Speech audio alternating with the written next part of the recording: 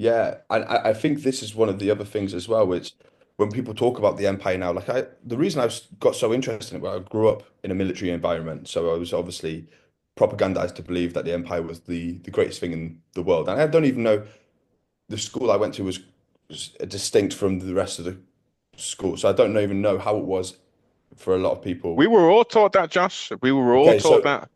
but it's sort of swung to the opposite in the last 20 years, that it's gone from being the greatest thing that ever happened to the world to now it's the most evil system of the world. But really, it's not like that. And it's far more nuanced than that. And people say, well, even when they ended the colonial periods, they've continued with their ties. And the only reason they got rid of slavery because it wasn't financially beneficial. And they went to these places and they stole the minerals.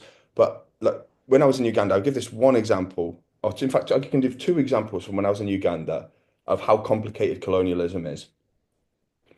So one of the places I went to was just by Lake Victoria. Yes. And the man I met there, he'd been living in a hut for 24 years, basically a mud house for 24 years because he had nothing. The land he had, he got because he converted to Islam and they were giving out land for conversions. Okay. And this is a typical process of what happens over there. And that's the only reason he could feed his children. Fair enough. He had to make that decision.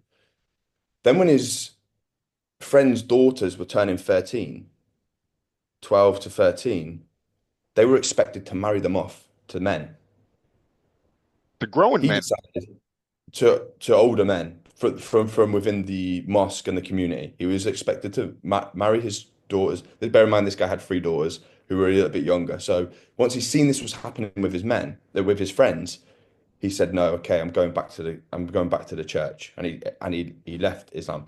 He said he never really believed anyway, but he needed land because he needed to feed his children, Of course. which is a reasonable, you know what I mean? But then he sees this happening, and then they tried to take the land back off him, but he managed to stand his ground and he still maintains the land. Then when he was showing me around his house, he said, "This is my bed," and it was, it's a bit of wood, basically a wooden plank.